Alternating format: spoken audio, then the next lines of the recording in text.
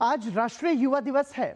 इस अवसर पर आज प्रधानमंत्री नरेंद्र मोदी विकसित भारत यंग लीडर्स डायलॉग के समापन सत्र में शामिल होंगे। इस मौके पर प्रधानमंत्री देश भर के लगभग 3000 युवाओं के साथ साथ अंतर्राष्ट्रीय प्रवासी समुदाय का प्रतिनिधित्व करने वाले युवा प्रतिनिधियों से बातचीत करेंगे। कार्यक्रम के दौरान प्रधानमंत्री नरेंद्र मोदी विकसित भारत यंग लीडर्स डायलॉग 2026 से संबंधित निबंध संकलन भी जारी करेंगे। भारत के युवाओं और राष्ट्रीय नेतृत्व के बीच बातचीत को आसान बनाने के लिए इस डायलॉग की शुरुआत की गई थी।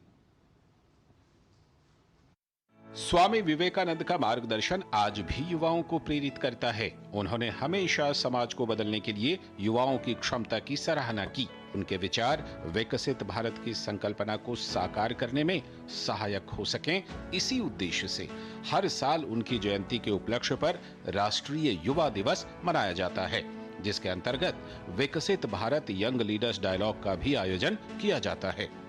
इस साल का विकसित भारत यंग लीडर्स डायलॉग 9 से 12 जनवरी के दौरान आयोजित किया गया है, जिसके समापन सत्र में प्रधानमंत्री नरेंद्र मोदी हिस्सा लेंगे। आज इस तेजी से बदलते विश्व में स्वामी विवेकानंद जी के 2 संदेश हर युवा के जीवन का हिस्सा होने चाहिए। ये 2 संदेश हैं इंस्टीट्यूशंस और इनोवेशन। इंस्टीट्यूशन तब बनता है जब हम अपने विचार को विस्तार देते हैं, टीम स्पिरिट से काम करते हैं। आज हर युवा को चाहिए कि वो अपनी इंडिविजुअल सक्सेस को टीम सक्सेस के रूप में विस्तार दे। यही टीम स्पिरिट टीम इंडिया के रूप में विकसित भारत को आगे ले जाएगा। प्रधानमंत्री देश भर के लगभग 3000 युवाओं के साथ साथ अंतर्राष्ट्रीय प्रवासी समुदाय का प्रतिनिधित्व करने वाले युवा प्रतिनिधियों से बातचीत करेंगे।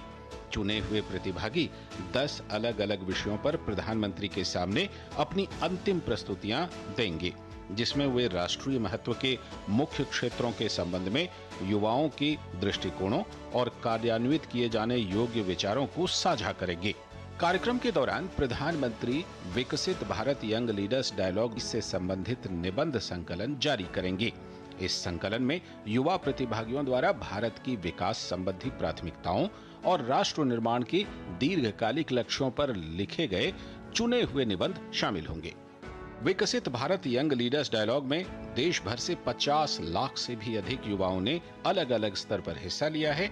राष्ट्रीय स्तर के चैंपियनशिप में शामिल होने वाले युवा नेताओं को एक कठिन और योग्यता आधारित 3 चरणों वाली चयन प्रक्रिया के जरिए चुना गया है। इस चयन प्रक्रिया में देश भर में आयोजित डिजिटल क्विज, एक निबंध प्रतियोगिता और राज्य स्तरीय विजन संबंधी प्रस्तुतियां शामिल हैं। Bureau report, DD news.